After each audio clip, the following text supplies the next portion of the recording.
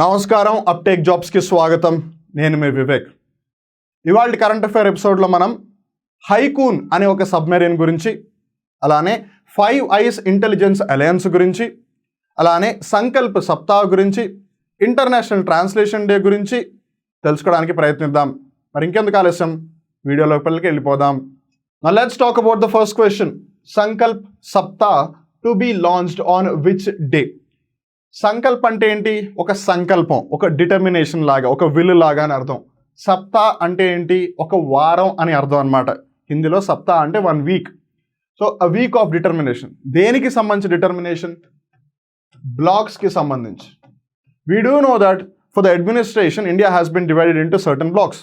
So as of now 500 aspirational blocks ఉన్నాయన్నమాట. వీటిలో October 3వ తారీఖు నుండి అక్టోబర్ 9వ తారీఖు వరకు ఈ సంకల్ప సప్తాహ్ని కండక్ట్ చేద్దామని కేంద్ర ప్రభుత్వం నిర్ణయించుకుంది. అయితే దీన్ని ప్రారంభిస్తోంది మటుకు 30 సెప్టెంబర్. ఐ హోప్ యూఆర్ ఏబుల్ టు గెట్ దట్.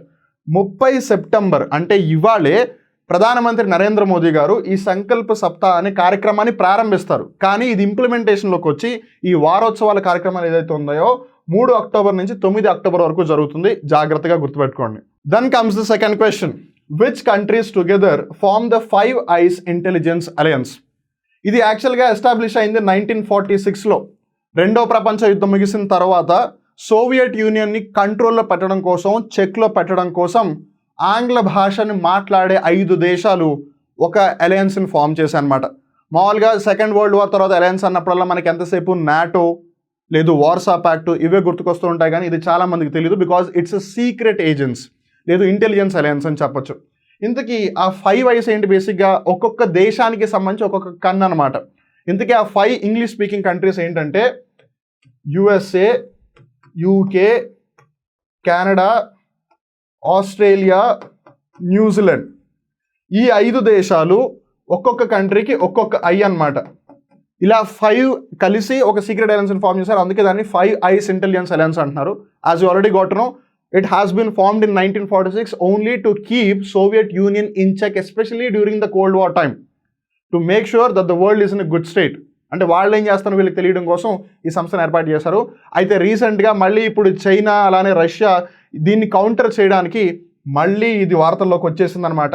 మళ్ళీ వీళ్ళందరూ కలిసి ఈ సీక్రెట్ అలయన్స్ని ఇంకొంచెం అగ్రెసివ్గా చేయాలి, వీలైతే ఇంకొన్ని దేశాలు దీంట్లో యాడ్ చేయాలని డిస్కషన్స్ జరుగుతున్నాయి. That's why it is in the news. Now let's talk about the third question. Haikun the first domestically built submarine belongs to which country? వాళ్ళ దేశానికి సంబంధించి వాళ్లే తయారు చేసుకున్న మొట్టమొదటి సబ్మెరైన్ అనమాట. సబ్మెరైన్ని తెలుగులో జలాంతర్గామి అని అంటూ ఉంటారు. సో డిఫెన్స్ పరంగా ఆర్మీ నేల మీద, ఎయిర్ ఫోర్స్ గాలిలో, నావీ సముద్రం నీటి పైన, కానీ నీటి లోపల ఉండే ఇంకో defence force is the submarine. So అలా నన్ను కాపాడుకోవాలి అని అంటే ఖచ్చితంగా నాకు డిఫెన్స్ ఉండాలి అని చెప్పి భావించి తనంతట తాను హైకూన్ అనే ఒక సబ్మెరైన్ని తయారు చేసుకుంది. ఆ దేశం ఏది అని అడుగుతున్నారు. It is nothing but Taiwan. Taiwan is a self governing nation, అంటే తనని తానే పరిపాలించుకుంటున్న లేదు నియంత్రించుకుంటున్న దేశం. కాకపోతే చైనా ఏమో తైవాన్ చైనాదే అని అంటోంది, తైవాన్ ఏమో మేము చైనా కాదు మేము వేరు అని అంటోంది. అయితే చైనా అగ్రెసివ్గా ఉండి తైవాన్ ఏదో ఒకటి చేసి లాక్కోవాలని ప్రయత్నిస్తోంది. సో చైనాని చెక్లో పెట్టడానికి, నేను పవర్ఫుల్లే అని ప్రూవ్ చేసుకోవడానికి తైవాన్ హైకూన్ని కన్స్ట్రక్ట్ చేసి, నువ్వు పెద్ద దేశం అయి ఉండొచ్చు, నువ్వు శక్తివంతమైన దేశం అయి ఉండొచ్చు, కానీ నీతో పోరాడగలిగే శక్తి నా దగ్గర కూడా ఉంది అని ప్రూవ్ చేస్తుంది. ఇన్ఫ్యాక్ట్ నాట్ ఓన్లీ దిస్, వాళ్ళు రాబోయే కొన్ని సంవత్సరాల్లో కనీసం 10 సబ్మెరైన్లు మన దగ్గర ఉండాలని డిసైడ్ అయిపోయారు. And one among them is the Haikun, which is the first one which has been built domestical. అంటే వాళ్ళ దేశంలోనే తయారు చేసుకున్నారు అది.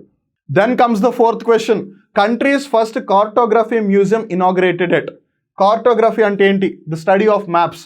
మ్యాప్లు, పటములు ఏవైతే ఉంటాయో వాటికి సంబంధించిన ఏదైతే స్టడీ అవ్వచ్చు, లేదా ఆ మ్యాప్ల యొక్క రూపాంతరం, లేదు ఆ మ్యాప్ల యొక్క ఏదైతే రీడింగ్ ఉంటుందో దానిని కార్టోగ్రఫీ అంటారు. అయితే దేశంలోనే మొట్టమొదటిసారిగా ఈ మ్యాపులకి సంబంధించిన ఒక మ్యూజియాన్ని ప్రారంభించారు. ఈ మ్యూజియం అంటే సంగ్రహాలయం ఎక్కడ ప్రారంభించబడింది అన్నది ప్రశ్న. It is in a place called Mussoorie. Mussoorie ఎక్కడ ఉంది? యూకేలో ఉంది. యూకే అంటే యునైటెడ్ కింగ్డమ్ అనుకున్నారు. యూకే అంటే ఉత్తరాఖండ్. ఉత్తరాఖండ్ రాష్ట్రంలోని ముస్సోరీ అనే ప్రాంతంలో మన భారతదేశంలోనే మొట్టమొదటి కార్టోగ్రఫీ మ్యూజియాన్ని స్టార్ట్ చేశారనమాట. అయితే ఈ సంగ్రహాలయానికి సంబంధించి మనం ఒక పేరు చాలా ఎక్కువగా గుర్తుపెట్టుకోవాలి, లేదు చాలా బాగా గుర్తుపెట్టుకోవాలి. ఇన్ఫాక్ట్ గుర్తుంటుంది కూడా, మనకి కంగారేం లేదు. ఆ పేరు ఏంటంటే జార్జ్ ఎవరెస్ట్. ఈ ఎవరెస్ట్ అనే పేరు ఎక్కడ విన్నట్టుందంటే ఎవరెస్ట్ పాన్ మసాలాలు ఆ మసాలాలు అది కాదు. ఎవరెస్ట్, మౌంట్ ఎవరెస్ట్, దానికి ఈయన పేరు మీద పేరు పెట్టారు. He is one of the most prominent surveyors in British India. So George Everest పేరు మీదే మౌంట్ ఎవరెస్ట్ పేరు కూడా ఉంది, అండ్ ఆయన పేరు మీదే ఈ ఫస్ట్ మ్యూజియం పేరు కూడా ఉంది. So India's first cartography museum has been named as George Everest cartography museum. And then comes the question, international translation day is observed on which day?